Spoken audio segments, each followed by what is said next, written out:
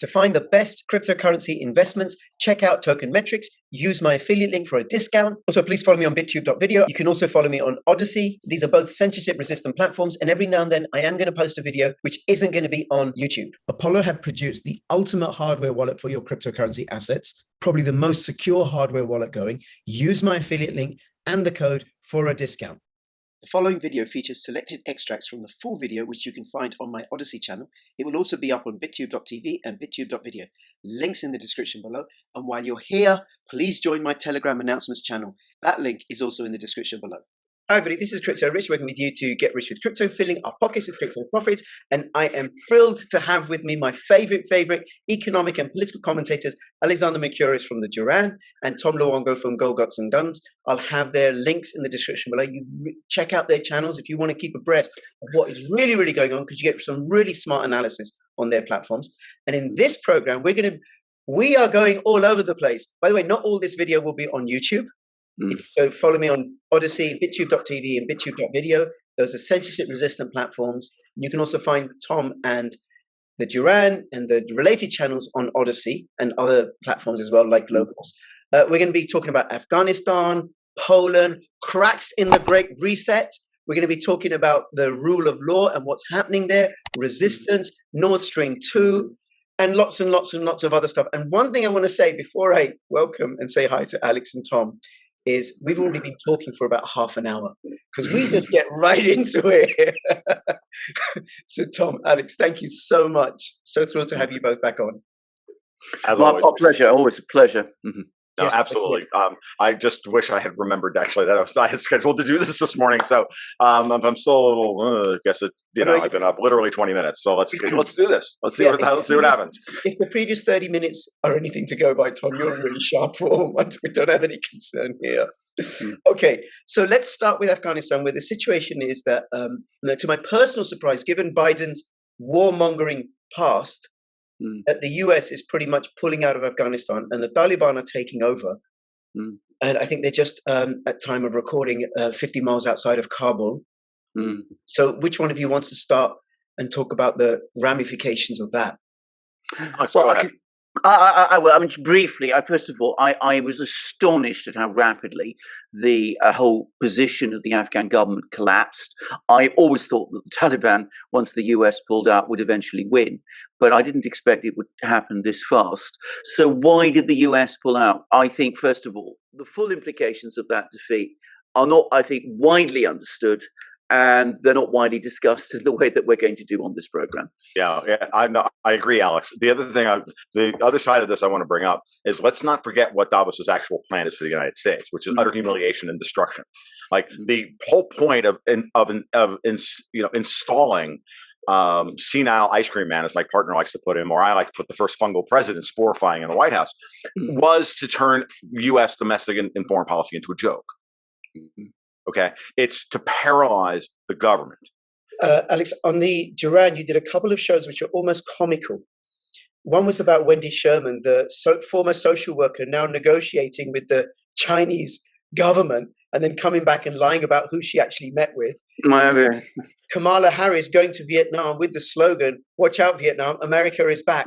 Like, this is going to win the Vietnamese over to the US side. It's appallingly poor administration. And we've got a similarly appallingly poor administration in the UK. Hold on, Tom.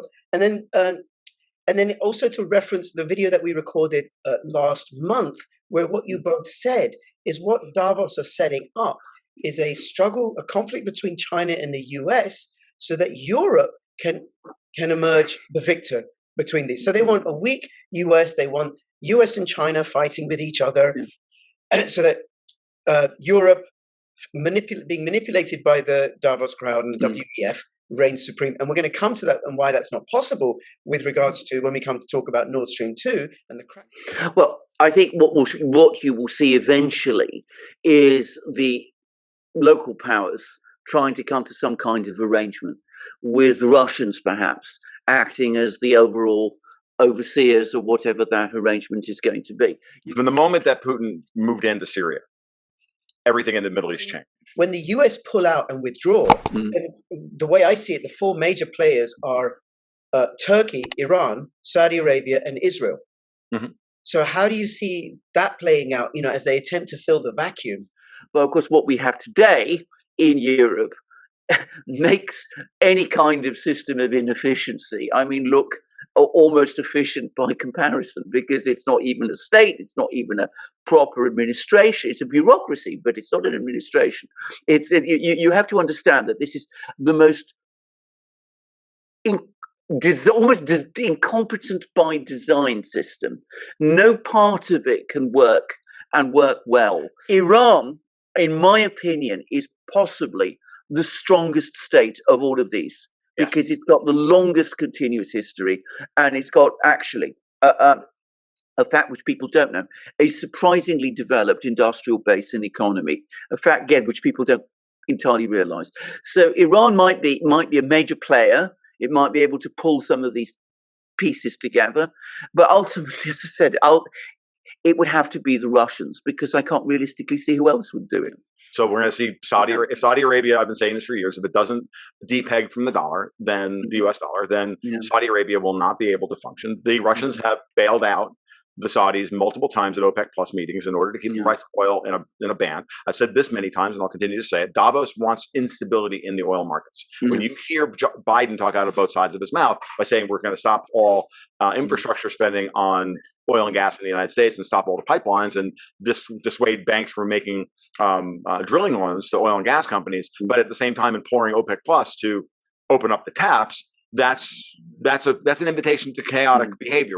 They want to turn the United States into an massive energy importer again, and they want to create a falling demand economy, right? Global economy, where they're going to try and lock it all down. They want OPEC to raise prices. Why? So that they can radically drop the price, so they can play games in the futures market, just like they did in March of 2020, in order to engineer another financial crisis, because they have to, because the European markets are now completely fictitious.